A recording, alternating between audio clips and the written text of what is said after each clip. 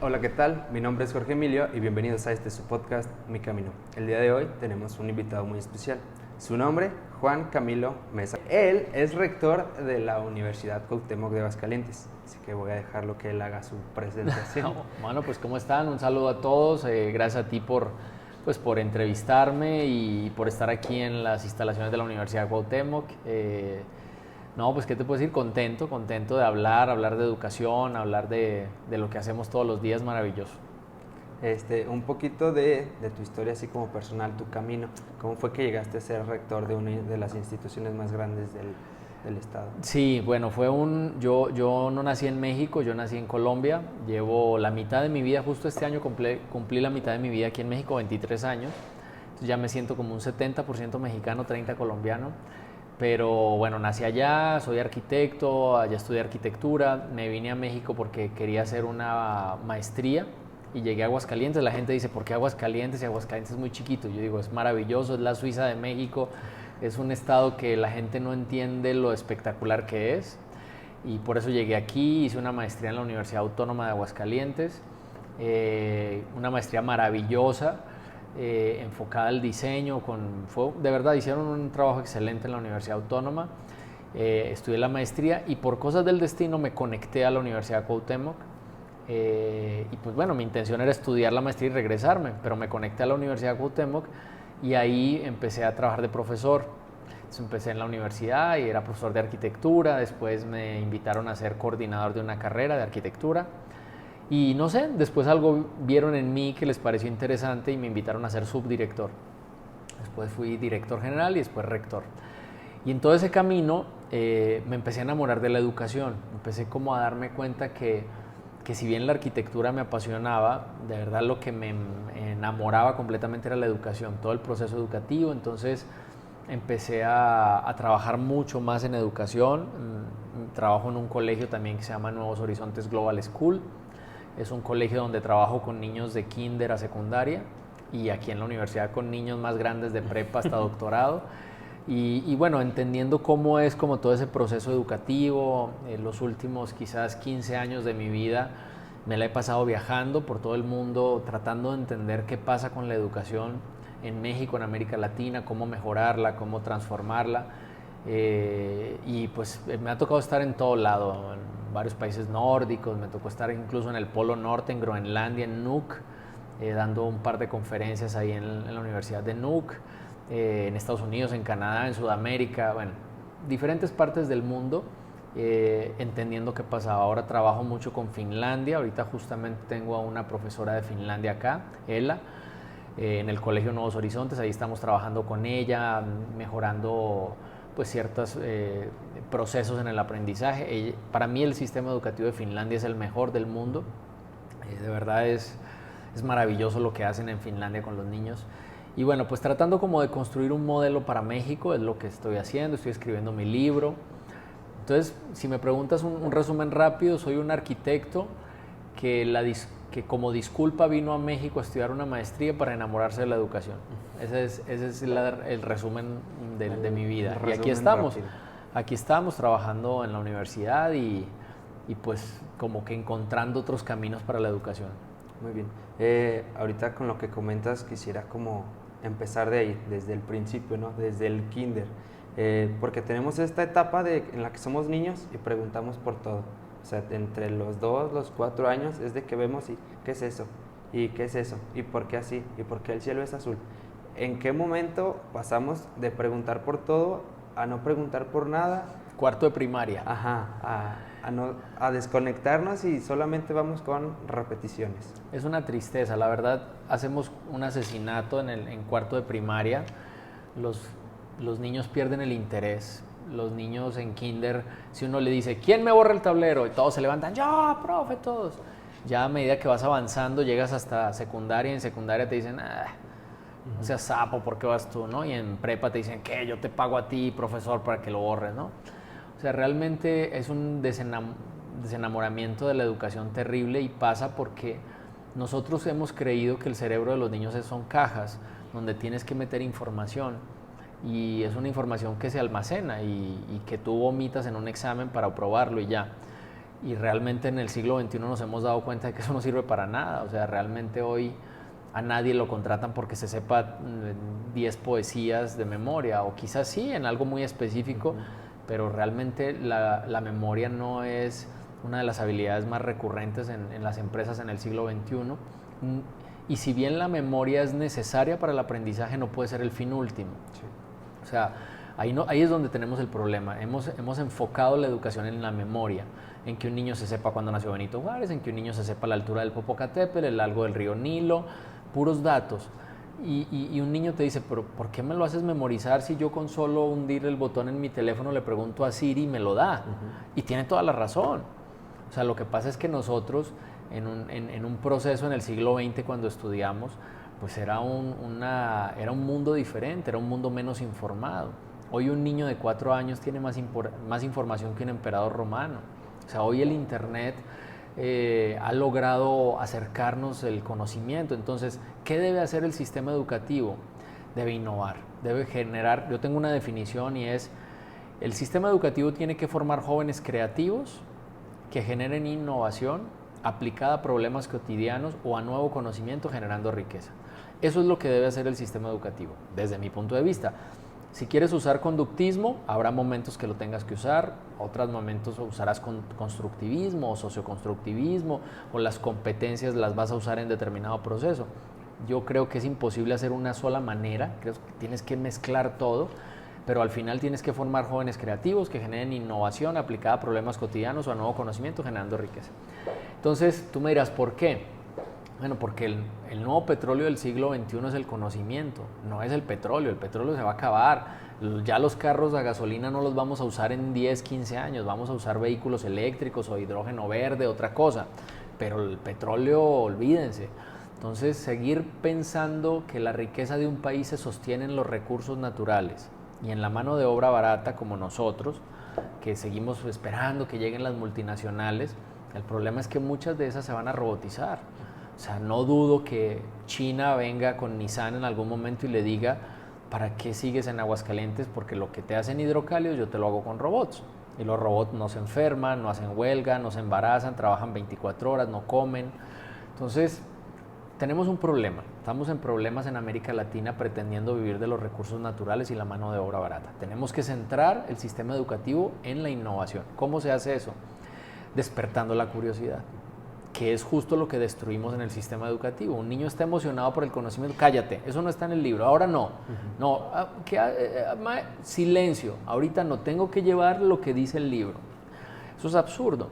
Sin emoción no hay conocimiento, dice Francisco Mora Teruel. O sea, la realidad es que el niño se tiene que emocionar frente al conocimiento. El niño tiene que decir, yo quiero saber, y esto cómo es, y esto cómo se come, y esto dónde va, y esto de qué color es, y a qué huele, y me lo unto.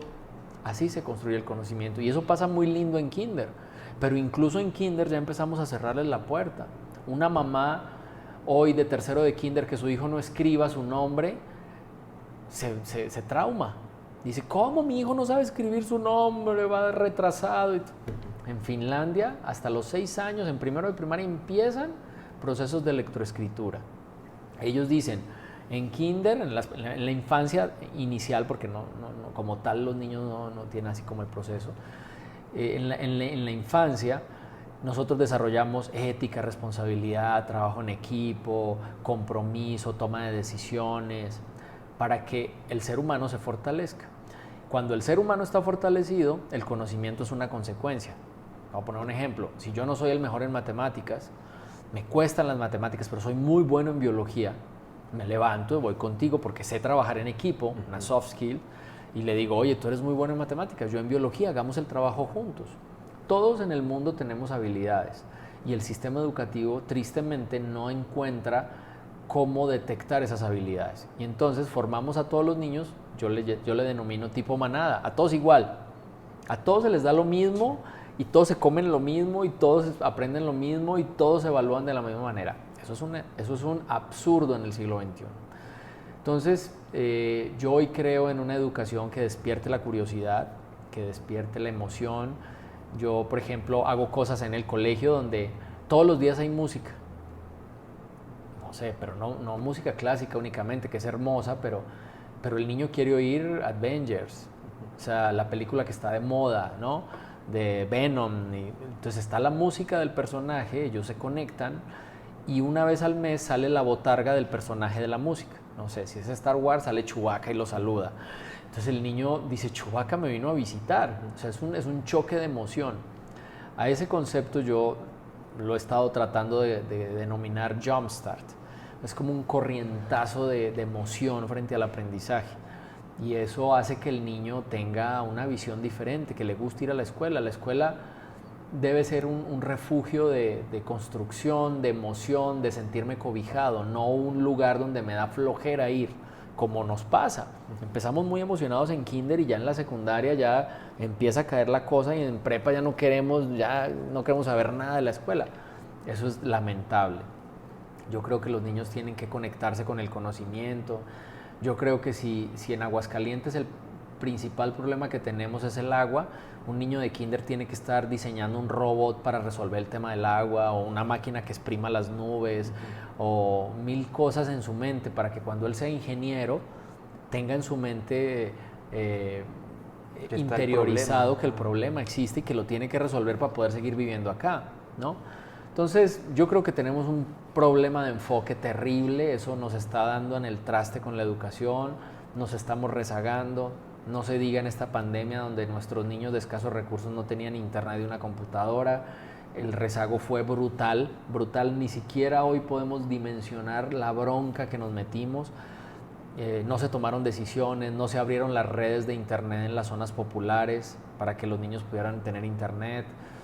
Yo creo que en educación vamos a tener un rezago brutal, brutal, y una diferenciación todavía más marcada entre lo público y lo privado, que eso nos hace un daño al país terrible, porque si un niño de escasos recursos tiene difícil brincar a otro nivel, con un rezago educativo mucho menos.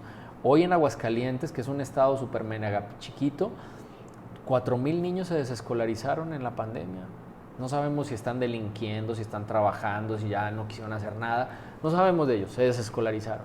Entonces, muy lamentable. Yo realmente culpo a las autoridades que no tomaron las decisiones, a empresarios que se dedican al tema de internet, que no tuvieron la gallardía de haber sumado al país y haber dicho, bueno, a lo mejor en las zonas más populares de cada estado abro las redes, como lo hicieron en Estados Unidos.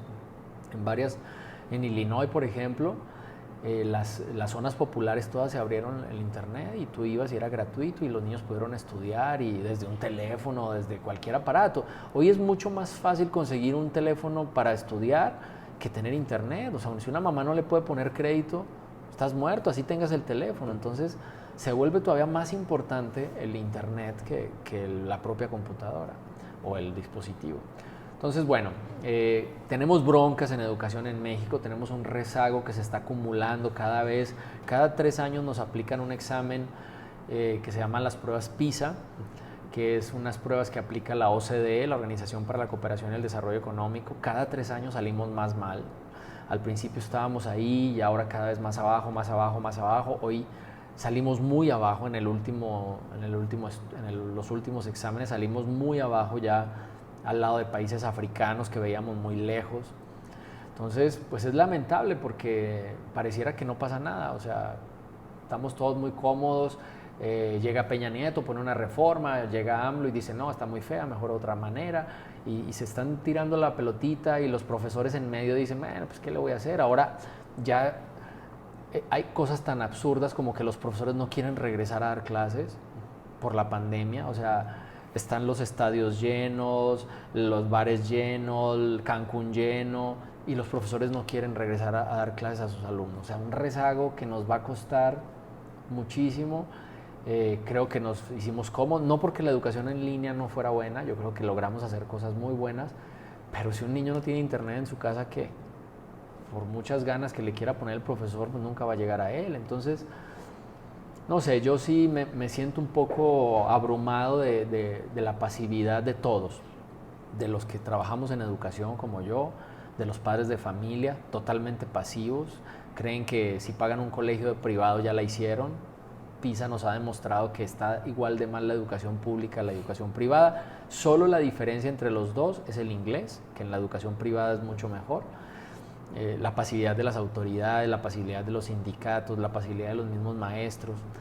Y uno dirá, pues es que ¿qué hay que hacer? Pues hay ejemplos cercanos como Brasil. Brasil hace 30 años está trabajando en una cosa que se llama Todos por la Educación y se unieron. Los empresarios dijeron, señor gobierno, la educación es tan importante para Brasil que no la voy a dejar en tus manos. Se unieron el gobierno, los empresarios y los padres de familia, construyeron un modelo que se llama Todos por la Educación. Y 30 años después, porque los cambios en educación duran décadas, o sea, no es en un sexenio de un presidente. Y después de 30 años han logrado cosas interesantes. Tienen 5 universidades entre las 10 mejores de América Latina. Entonces, la UNAM ya no es la mejor de América Latina, ya bajó, ya es la Universidad de Sao Paulo, la Universidad Católica de Chile. O sea, realmente sí hay camino, pero no lo hemos querido, no hemos querido apersonarnos de la situación.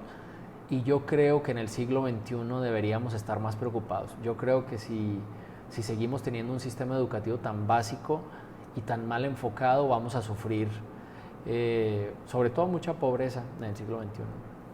Porque, bueno, con todo esto que menciona, de que somos varios los actores que participamos en todo esto, ¿cómo podríamos, no sé, favorecer que algún niño comience a interesarse un poco más?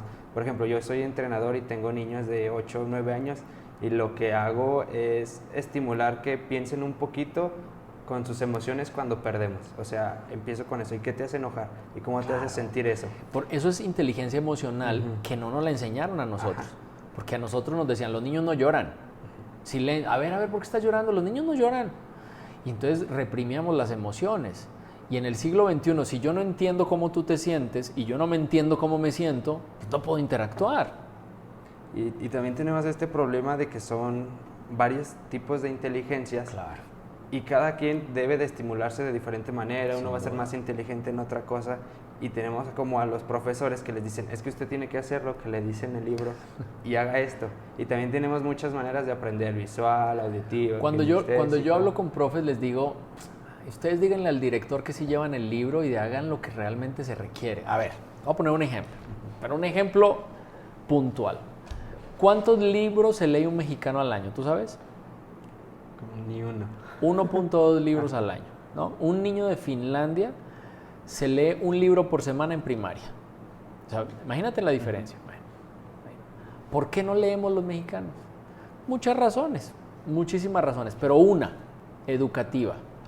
Que cuando tú llegas a la primaria te dicen, mira, te tienes que leer Cid Campeador, la Ilíada, la Odisea, la Celestina, el Quijote. Entonces tú empiezas a leer el Cid Campeador o empiezas a leer la Ilíada y la Odisea. Y es un libro muy complejo y no te engancha, a no ser de que tengas una vocación por la lectura. Si no, no te engancha y lo terminas dejando. ¿Cómo se generará el amor por la lectura? Llévatelo a Gonville y dile, hijo, compra el libro que quieras. Y puedo de muñequitos, el que tú quieras. De muñequitos, de caritas, lo que tú quieras. Porque lo que tú estás generando es una conexión. Entonces el niño agarra el libro de muñequitos y cuando sea ingeniero industrial va a leer lo que necesite para construir una planta tratadora de agua. Pero lo que necesitas generar es el amor. Pero si en ese enamoramiento tú le tiras el Quijote, el niño no lo va a entender. No lo va a entender. Yo creo que de verdad es algo tan básico, tan básico, y yo no sé quiénes en su sapiencia se sentaron a decir que un niño de cuarto de primaria se tiene que leer el Quijote. Realmente creo que es un grave error.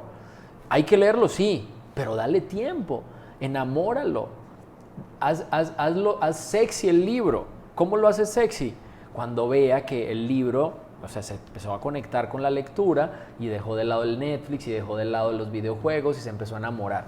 Lo puedes construir, pero no puedes llevarlo a una profundidad de una literatura tan compleja para un niño. Entonces, eso nos pasa, la verdad, no leemos por eso. Y no leemos aparte porque somos un país que la educación no ha sido el soporte de su economía ni de su vida.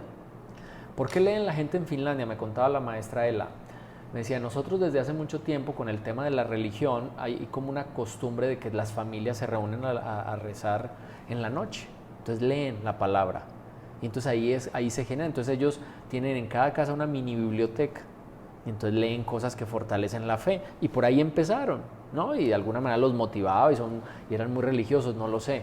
Pero se generaba como una conexión interesante de que cada niño sabe que en su casa tiene una biblioteca. En México no hay eso. O sea, alguien te podrá decir, no me jodas, o sea, neto, para comprar la comida que te va a comprar un libro, ¿no? Entonces yo creo que, pero ahí es un error del sistema. Es un error porque no necesitas comprar un libro. O sea, hoy hay una economía colaborativa donde tú podrías tener bibliotecas en los paradores de camiones, como hay en Groenlandia. Entonces tú, mientras esperas el camión, tienes libros y puedes estar leyendo de diferentes temas. O sea, son temas que se pueden resolver, y más en una economía colaborativa como la que se vive en el siglo XXI, donde compartes los carros con Uber, donde compartes las casas con Airbnb.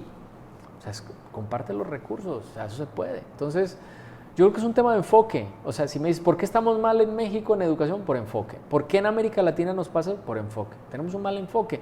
Creemos que el niño tiene que memorizarse todas estas cosas, y si no se las memoriza, no va a ser exitoso. Yo conozco muchos chavos que no eran de 10, sino de 6, y son exitosos. ¿Por qué? Porque han desarrollado otras habilidades que son muy importantes para el siglo XXI. Hablar en público, con capacidad de convencimiento, toma de decisiones, resolución de conflictos. Era no, espérate, el típico que te echaba el cuento y todo. Y esos son exitosos porque tienen otras habilidades que el siglo XXI necesita. En cambio hay otros que son de puro 10, pero no saben hablar en público, entonces no pueden vender una idea. Y yo siempre he creído que una mala idea bien vendida vende más que una buena idea mal vendida. Entonces, hay otras habilidades que no enseñamos en el sistema educativo, que hoy son muy importantes. Mira, Google nos acaba de sacar un informe a las universidades que nos dio una cachetada, y el informe decía muchas cosas, pero decía, el 14% de los empleados de Google no tiene título universitario. Imagínense nomás el golpe que nos dio a las universidades eso, un comentario como ese. Es la realidad. O sea, Google te dice, ¿qué te los mando? Si lo que tú les enseñas a mí no me sirve. Y yo soy la number 5 de contratación de nuevos perfiles. No sé qué número será, pero contratan muchísima gente. Pero lo que tú le das no le sirve. Y nosotros seguimos, memorízate el Popocatépetl, la altura. No, si al niño le gustan los volcanes, bueno, ¿cómo es un volcán? Vamos a diseñar un volcán. ¿Qué es? ¿Y cómo estaría? Y entonces porque hay uno es muy visual, entonces lo ponemos a hacer esto. Y el otro es más auditivo, entonces un audiolibro de los sonidos del volcán. Que no sé. Ahora, ahí es donde el profesor entra a través de su creatividad a construir esa emoción y a captar al alumno a través de la emoción. No del miedo de si repruebas te va a correr y te va a poner 5, ¿no? Que es como lo hacemos. Estaba escuchando que una opción podría ser así como dependiendo a su gusto. Por ejemplo, si a él le gustan los carros, entonces que empiece a ver la historia del carro y después la relacione con la historia. O sea, qué sucedió durante la Segunda Guerra Mundial y por qué se desarrollaron tantos motores. Y después dice, ok, fue la Segunda Guerra Mundial, estaba Hitler, esto. ¿Qué pasó desde antes? La rueda. Ajá. O sea, si quieres la época, a ver, un carro necesitó de una rueda. ¿Y dónde salieron las ruedas? ¿Quién las inventó y dónde? ¿Cuánto? ¿Qué periodo? ¿De qué eran? ¿De qué material? ¿Cómo son los materiales? ¿Cuánto pesa? Y entonces empieza a meter matemáticas, física. Siempre hay una manera de conectar. El problema es que nosotros creemos que hay un solo camino para el aprendizaje, y lo estúpido que hoy nos pasa a los docentes es que un niño con hundirle un botón a un teléfono, en 2 segundos Siri le da una respuesta que el profesor cree tener. Entonces el alumno se ríe. Dice, tú me estás evaluando por algo que Siri me lo dice, pero no, tienes que dejar el celular afuera. O sea, ¿por qué es tan tonto que un estudiante no entre con un teléfono? Porque esto se volvió parte de su atuendo. Es como si le quitaras una mano, entra sin una mano. Nuestros alumnos, no me queda la menor duda de que nuestros niños son analfabetas digitales. Y tú me dirás, no, son nativos digitales. No, son analfabetas digitales para la educación. Un niño no sabe cómo educarse con esto. Sabe de videojuegos, sabe de fotos sexys en Instagram y de mandar así, pero no sabe cómo educarse con esto. Esa es la chamba de nosotros. Esto es una herramienta, como era el computador, como fue el ábaco, como muchas herramientas que puedan haber en la historia de la educación. Hoy un teléfono con internet es una herramienta infinita. O sea, imagínate, hoy yo puedo conectarme a través de WhatsApp y tener una conversación de mis alumnos en México con alumnos en Groenlandia. O sea, imagínate el potencial de conocimiento que eso puede hacer para entender cómo son los inuits y entonces cómo son y qué, por qué y cómo se visten y de cómo se alimentan. Y eso lo puedes hacer con una llamada gratuita teniendo Wi-Fi. Entonces, si nosotros como docentes no nos hemos dado cuenta de eso, los tontos somos nosotros. Y estamos formando gente en el siglo XXI como si estuviéramos en el siglo XIX o el siglo XX para un mundo que necesita otras habilidades. Ese es justo el punto. Y ahí es donde estamos enredados y no lo resolvemos, porque si tú te sientas, te van a poner 1000 obstáculos. El presidente va a decir que Peña Nieto es una reforma muy mala, el próximo que gane va a decir que AMLO la hizo mal, los otros van a decir que es el sindicato, los profesores van a decir que son los directores van a decir que es el modelo, el otro va a decir que son los libros de la SEP que son muy feos. 80,000 disculpas, siempre, pero nadie levanta la mano y dice yo voy a educar diferente. Bueno, yo estoy tratando de hacer eso. Hoy te puedo decir que el Colegio Nuevos Horizontes Global School, donde también trabajo, te digo, es un colegio que nunca hemos preparado a un alumno para una prueba estandarizada. Exanie, enlace, esas pruebas, nunca. Y hemos ocupado el primer lugar de la zona siempre en los exámenes. ¿Por qué?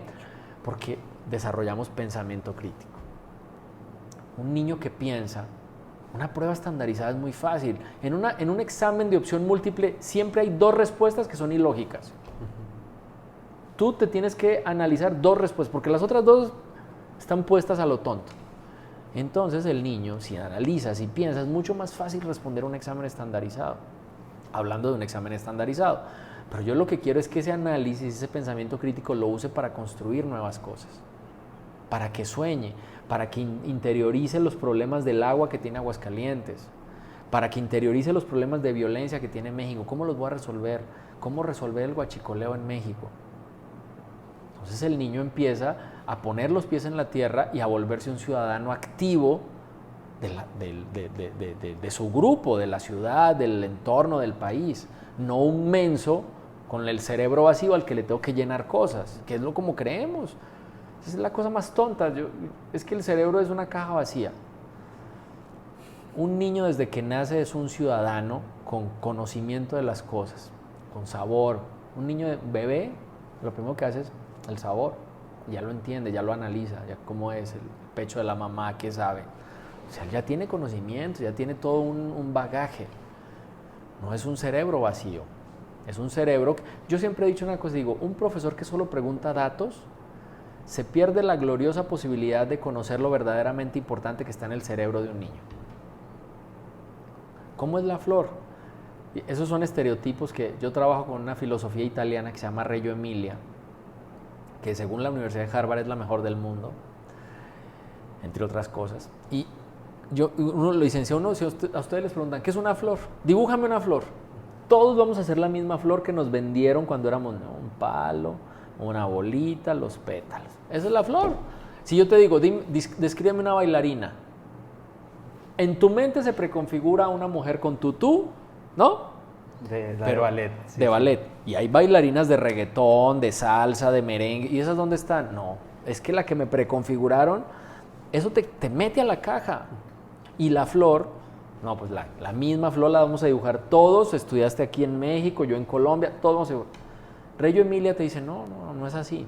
Yo te pongo fotos de flores reales. Te pongo 1000, 500, 200, gardenias, rosas, claveles. Ahora dibújame tu flor. ¿Cuál es tu flor? Hazla. Esas son las raíces del pensamiento analítico y crítico. Entonces yo digo, no, pues a ver, a mí me gustó la rosa y el color, y entonces empiezo a dibujar, ¿no? Y entonces hay niños que incluso se ponen el dibujo en la oreja y uno dice, ¿qué estás haciendo? Estoy escuchando mi dibujo.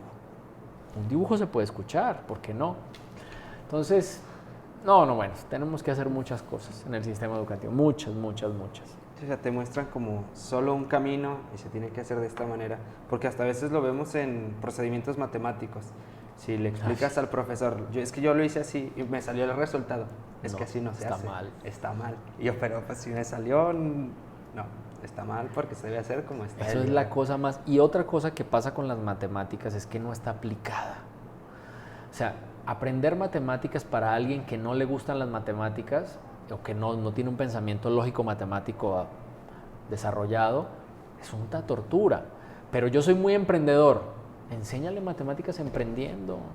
Con carros, enséñale matemática con carros, comprando carros en el juego que juega mi hijo que compra, es uno de carreras de Xbox, y entonces compra coches y ahorra dinero para comprar el más caro y que el más veloz y todo eso. Enséñale matemáticas ahí. Enséñale matemáticas, como tú dijiste, desde lo que les gusta.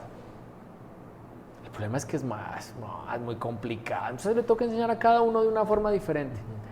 Es que tengo que evaluar a todos diferente. No, mejor un examen estandarizado y que me pongan que la A es la buena y ya les evalúa a todos y se acabó. Pues sí, no queremos esforzarnos. Tenemos un país ignorante que no compite, que no innova. 400 patentes hacemos en un año contra 150,000 de Estados Unidos, contra 300,000 de China. 400 patentes en un año. O sea, en el siglo XXI eso es la lana, las patentes, la innovación, el desarrollo. Ese es el dinero, no es el petróleo, no es la mano de obra barata, las multinacionales que llegan a buscar que paguen poquito por la mano de obra, ¿no? Entonces, pues esa es nuestra realidad. Salió un dato, ahora que fue lo del Día de Muertos, productor número 1 del mundo de cempasúchil, China. Fíjate nomás. Y es una flor mexicana. No, o sea, la Virgen de Guadalupe la tienen patentada los chinos porque se nos olvidó patentarla. Sí. Eso es una cosa que tú dices, no puede ser, ¿por qué? Pues los tipos la tienen clara. Y alguien decía, no, pues es que los chinos viven mal. En estos días tuve una confrontación en una conferencia, es que los chinos viven mal. Sí empezaron con un régimen de control muy fuerte en los 70s, pero cada vez los chinos están teniendo más poder adquisitivo. Sí. Sin duda van en una economía de desarrollo impresionante y supuestamente son socialistas. Es un país más capitalista del mundo, nada más con controles, y ahí van, con más de 1,000 millones de personas ahí las están llevando. Nosotros con 100 millones no hemos podido saber qué hacer, no sabemos qué hacer con 70 millones de pobres, no sabemos qué hacer. Es la economía planeada, ¿no? O sea, el gobierno se puso de acuerdo con las empresas privadas, le dice, ok, te voy a ayudar, te voy a dar a ti este apoyo, claro. Empezamos a sacar, te hacemos rico y después tú me vas a ayudar a hacer ricos a los que están abajo. Y esos me van a ayudar a sacarlos, pero es una economía planeada y pues no nos gusta como planear a largo plazo. No, los mexicanos no planean, los mexicanos hacemos esto, mira, yo creo que sí me va bien, no va a funcionar. No, viejo, tienes que medir, tienes que hacer un plan de negocios, tienes que buscar inversionistas, tienes que ver cuál es tu tasa de rentabilidad, de retorno. No, pero es que eso está muy tardado. Aparte eso no me lo enseñaron nunca. Salimos de la prepa, no sabemos qué es un balance, no sabemos qué es un punto de equilibrio, no sabemos qué es un canvas, no sabemos qué es la misión de una empresa. En prepa, después de 15 años de educar. Absurdo. Y llegan a la universidad y quieren que seamos emprendedores. Olvídate. En 15 años dijeron, sé empleado. Sal y consigues trabajo con tu tío que trabaja en el gobierno. Así nos dicen, quiero ser médico para un hueso en el IMSS. Quiero ser abogado para ver si consigo ahí en el tribunal. No, es demasiado frustrante. O sea, necesitamos generar abogados, contadores con una visión global. ¿Cómo van a transformar el mundo? ¿Cómo un contador hoy va a ser un contador de una economía circular que disminuya el desperdicio para los rellenos sanitarios? El contador es clave en un proceso como ese. Necesitamos formarlos, no saben ni siquiera qué es economía circular. O sea, es bien complicado porque nadie está entendiendo el siglo XXI. Y el siglo XXI es un siglo que hoy nos mandó el COVID y ahí nos zarandeó. Pero seguramente nos va a poner a prueba más veces. Sí, la próxima pandemia está a 10 años y va a ser todavía peor. Dime, en Aguascalientes no tenemos agua. El cambio climático. ¿Tú crees que los países están disminuyendo las emisiones de carbono? Nada. O sea, cada vez China está con la máquina prendida 24 horas. Estados Unidos no se va a quedar atrás. México, un país que ya estaba migrando a las energías limpias, ahora retroceso y otra vez vamos a producir energía en base a carbón. Entonces, no hay un compromiso. Que me tocó estar en Groenlandia, en el Polo Norte, ver lo que le hemos hecho a este planeta, es una vergüenza. O sea, realmente estamos acabando con el refrigerador. O sea, ¿qué pasa cuando el refrigerador se nos daña? No, pues se nos pudre la carne. Bueno, eso estamos haciendo con los pollos. Estamos acabando el refrigerador, se va a morir, se va a podrir la carne. Así de sencillo. Sí. Y otro tema que me gustaría que relacionáramos es como la educación con la parte de la salud mental. Por ejemplo, en la universidad ya vemos como más casos de estrés Mucho. y gente, bueno, entre prepa y universidad es cuando vemos ya mucho fumador, mucho bebedor y que es para aliviarse del estrés. Y con esta parte de que no sabemos reconocer nuestra propia salud mental, a veces pensamos que cualquier estrés es ya tengo depresión o confundimos muchas veces los conceptos porque no lo habíamos sentido antes y es como, ¿qué está pasando ahora? ¿Cómo una institución podría ayudar a los estudiantes con esta parte? Mira, pospandemia ha sido dramático. Lo que hemos podido ver en la universidad y con otros compañeros rectores, ha crecido muchísimo la depresión, la ansiedad, el estrés, las drogas, el consumo de alcohol, no me acuerdo cómo se llaman, los que se cortan el cuerpo. Autolesiones. Sí. Muchísimo, muchísimo. Realmente hoy estamos desarrollando un programa muy fuerte en la universidad, incluso una línea de emergencia, un 01800, porque hay una desesperación. O sea, hoy ni siquiera hemos terminado de resolver la bronca del COVID, de salud física, y no hemos entrado a la salud mental. O sea, no sabemos qué consecuencias nos dejó, cómo nos sentimos, y los jóvenes lo están resintiendo, hay mucho miedo. Más que todo miedo, pues es miedo, me gradué, si voy a conseguir trabajo, las empresas están quebrando, o sea, es una gran cantidad de cosas, perdí a mi abuelo, a mi papá, a mi mamá, o sea, es miedo. La universidad en particular está trabajando muy fuerte en eso a través de la Dirección de Psicología. Tenemos una clínica que se llama Centro de Atención Psicológica, donde atendemos a los alumnos, pero queremos fortalecerlos en varios frentes. Uno es la línea de emergencia. Otra es capacitar a los directores, porque cuando un alumno, por ejemplo, de nuevo ingreso tiene una bronca, si se abre con el director no tiene herramientas para contener. O sea, el director lo escucha, pero dice, ay, Dios mío, se quiere suicidar, ¿qué hago? Échale ganas, le va Entonces, a decir. sí necesitamos capacitar a los directores que sepan qué hacer, cómo contener, cómo mandarlo a un organismo que sí lo pueda ayudar. Y la tercera cosa es los padres de familia, porque el padre de familia tampoco sabe qué onda, está igual de deprimido y tampoco sabe qué hacer. Entonces es un programa integral, ya lo estamos desarrollando, de hecho vamos a trabajar varias cosas con el DIF municipal y ayudar a los chavos, porque sí, él ha crecido de manera alarmante y preocupante. Lo que dicen que el COVID hizo como que se adelantaran las cosas, o sea, si esta depresión la iba a tener en 10 años, se adelantó a justo ahora, pero también siento que va de la mano este problema de la educación, de cómo nos educan hasta la preparatoria para ser un trabajador y después te enfrentan con, ahora quiero que emprendas, ahora quiero que conozcas. Sí. O sea, como que te cambiaron de repente todo lo Sí. que tú ya tenías pensado, toda la certeza de que, ok, yo voy a ser doctor y me voy a ir al seguro y ya tengo mi vida resuelta. Y empiezan a estudiar medicina y ven que pues, no es cosa sencilla, o sea, es estar estudiando. Y, o sea, es como enfrentar una certeza de que tenías que era muy fácil, ahora tú tienes que innovar y tienes que hacer mejor y tienes que ir a descubrir todo esto y es confrontarlo y ahí es donde se viene un bajón.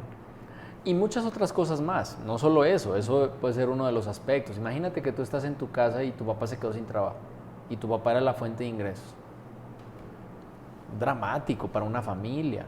Entonces ya no tengo para el camión, para pagar la colegiatura, llego, si estás en una privada, me están cobrando, me van a sacar del salón, o sea, hasta en una pública, también en Aguascalientes las públicas cuestan, si no tengo con qué pagar, ¿qué?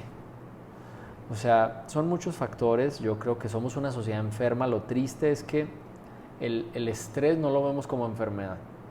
Es la vida normal. Así Todos se estamos vive. estresados. Quien no está estresado, ¿qué onda? ¿Qué te pasa? ¿Estás mal o qué? Y lo peor es que no hemos tampoco dimensionado el daño que le hace el estrés a nuestro cuerpo.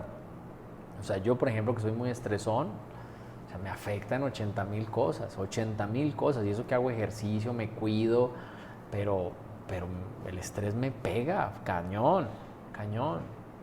Entonces, sí, creo que ha aumentado mucho, creo que tampoco estamos preparados para ello. Creo que el que seamos uno de los principales estados con per cápita más suicidios también es muy grave, es triste también y pues tenemos que trabajar en ello, o sea, encontrar la raíz de los problemas y atenderlo, porque aparte nos da risa porque el psicólogo, ¿quién va al psicólogo? Los locos, ¿no? Tenemos todavía ese concepto erróneo de, no, el que va al psicólogo es porque está loco. No, o sea, es como que vas al ginecólogo o al pediatra, o es la misma cosa, nada más que es otra parte de tu cuerpo, ¿no? No tenemos esta como educación por conocernos a nosotros mismos o por cuidarnos, porque también como hombres muchas veces el hecho de que hagas ejercicio muchas veces te señala, es que se cuida demasiado. Sí, metrosexual. Ajá, o sea, no estamos acostumbrados a cuidarnos a nosotros ni nuestra alimentación. O sea, si come bien, es que es bien payaso, porque come ensalada. Si puede comerse esta comida grasosa que le va a hacer daño al corazón. Claro. Entonces, tenemos esta también cultura que hace no cuidarnos como la salud. No sabemos ni siquiera cómo abrirnos, así como mencionaba. El hecho de que llegara alguien con el director y es que me siento mal, tuve una crisis de ansiedad, o sea, no sabe qué es una crisis de ansiedad, pero lo describe. Se me fue el aire, me sentía taquicardia, sentía que me iba a morir. Y no saber cómo contener. Ajá. Bueno, no sabemos hacer RCP, que es... ¿Cuánta gente se muere en las narices de uno por no saber hacer RCP? O sacarle a alguien que se ha atorado una cosa. Son cosas que nos hemos olvidado en la educación, de verdad. Y eso para mí, el origen de eso es la educación. Si yo no me entreno en las emociones en la escuela y yo no conozco qué es estar enojado o triste, ¿cómo voy a entender el mundo? ¿Cómo voy a entender cómo te sientes tú? ¿Cómo te voy a tratar dependiendo de cómo te sientas? Eso es algo que debemos enseñar. Yo a eso le llamo alfabetización emocional. Y se reúnen los niños en la mañana con las maestras y las maestras les hacen 2 preguntas muy sencillas. ¿Cómo te sientes? Al principio nadie decía nada, después empiezan todos a hablar. Me siento triste, me siento feliz, me siento emocionado. Y la segunda pregunta es ¿por qué? A lo mejor un niño dice porque mis papás se están divorciando. Y otro niño se levanta, lo abraza y le dice no te preocupes, yo te quiero mucho. Cuando un niño en su entorno se siente protegido, el aprendizaje es diferente. Sí. Entonces, cosas tan básicas de verdad que, no, pero ¿cómo hacemos eso de alfabetización emocional? Si el libro no lo voy a acabar, sí. Tu mente no me importa. Tú nada más escúpeme en el examen cuándo nació Benito Juárez. Con eso ya estoy feliz, ¿no? Entonces, bueno. Sí, tenemos toda esta problemática. ¿Alguna como solución o algo que quiera decirle a todas las personas que nos ven, nos escuchan? No, hay mucho. Mira, yo creo que capacitarnos. O sea, que si son profesores, tienen que cada día capacitarse. Cada día formar su proceso de transmisión del conocimiento en base a la emoción de los estudiantes. Y eso tiene que ser desde kinder hasta doctorado. Se tienen que emocionar igual frente al aprendizaje. Si no les gusta, dedíquense a otra cosa. O sea, de verdad hay muchas otras profesiones, pero si la educación no les pone chinita la piel, dedícate a carnicero, dedícate a político, a lo que te dé la gana, pero no te dediques, le haces un daño al país. La otra es como papás, no podemos dejar todo en manos de las escuelas. O sea, tenemos que saber cuando una niña se ve bulímica, cómo se le ven los pómulos a una niña bulímica. Tenemos que conocer de las drogas para poder prevenir a nuestros hijos de que las consuman. Tenemos que saber de depresión en adolescentes. Tenemos que saber configurar la seguridad de Facebook para nuestros hijos o de firmar un contrato donde nuestros hijos tengan total transparencia con sus redes sociales con nosotros. Un contrato familiar. Como sociedad tenemos que empezar por lo básico. Poner las direccionales en las esquinas, cederle el paso a la persona que viene en bicicleta o caminando, no dar mordidas, bajar el vidrio y saludar a la persona centroamericana que viene y decirle, amigo, ¿de qué país nos visita? Bienvenido a México, suerte en su viaje, mira, esta playera ya no me queda. Empezar por lo básico, por el civismo, por la esencia de lo que es un ser humano. Después se podrá construir muchas cosas, pero si ni siquiera queremos empezar por lo básico, si como papá digo, ahí está la escuela, que los formes, y como maestro digo, no voy a hacer nada porque pues ahí están los libros y los tengo que cumplir. si como ciudadano, ay, no, pues todo el mundo tira basura, pues yo también tiro. Si no tomamos la iniciativa va a ser muy difícil y hay veces pareciera que es tan complejo cambiar el mundo. Sí se necesitan leyes fuertes. Yo creo que en México hemos sido muy tolerantes con las leyes, con los corruptos, por ejemplo, pero yo creo que hay que empezar. O sea, tú como convicción decir, si a mí me infraccionan, yo no doy una mordida, como convicción. Entonces llegan, voy a exceso de velocidad, me para un federal, ahora la Guardia Nacional y me dice, pues iba a exceso de velocidad, pues sí, la verdad, hágame la multa, para que tu hijo vea que una acción tiene una consecuencia. Pero si tú sacas un billete de 200, eso es lo que aprendió. Entonces, empecemos por lo básico, tampoco nos agobiemos. Queremos un México diferente, hay que hacerlo. Nuestra generación la educaron con frases como el que no tranza no avanza, imagínate nomás. O sea, es catastrófico para una sociedad una frase como esa, catastrófico. Entonces, bueno, vamos a cambiarla. Una persona que respeta las leyes construye un México mejor. Vamos a construirlo y vamos a sumarnos cada quien desde lo que podamos hacer, desde nuestro grupo pequeño de alumnos, desde nuestra familia, desde la rectoría de la Universidad Cuauhtémoc, desde un colegio como Nuevos Horizontes Global School.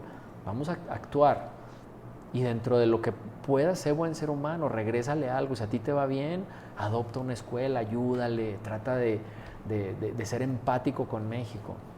Tenemos muchas necesidades, te está yendo bien, ay, qué bueno, voy a poder ayudar a una escuela y le voy a ayudar para que tengan acceso a una pantalla que no tienen, para que puedan ver videos de YouTube y puedan los niños conocer otras cosas, no sé, X.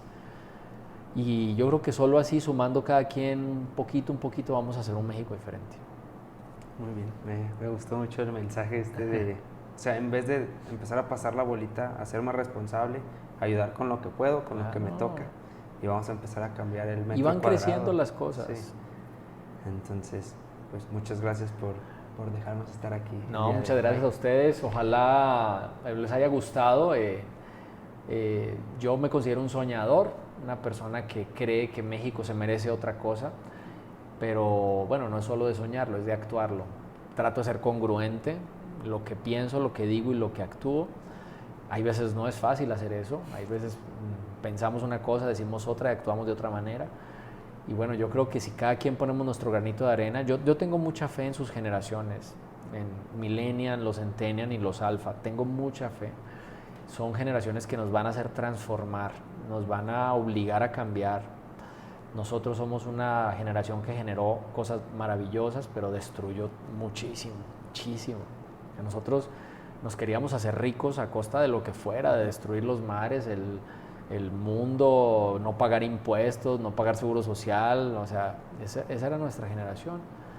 Hoy yo creo que ustedes son una generación mucho más consciente, más hacedora, más maker, y yo tengo fe y por eso dedico 24 horas de mi día a formar, a educar y a darme cuenta que son una generación que sí nos va a hacer diferentes. Yo también tengo fe en la generación, la mía, esta que venimos formando, porque empezamos a cuestionarnos un poquito más Claro. ¿por qué haces eso? O sea, ¿por qué lo haces si sabes que está mal? ¿Por qué lo haces si sabes que contaminas? ¿Por qué lo haces si sabes que eso es corrupción? Así o sea, es. el empezar a dudar de lo que vemos, de lo que observamos, o sea, nos hicimos un poquito más observadores y empezar a señalar los errores ya es como un avance. Es un avance enorme. Sí. Bueno, muchas gracias por hoy. Gracias. Mi nombre es Jorge Emilio. Juan Camilo Mesa, un saludo. Y esto fue Mi Camino.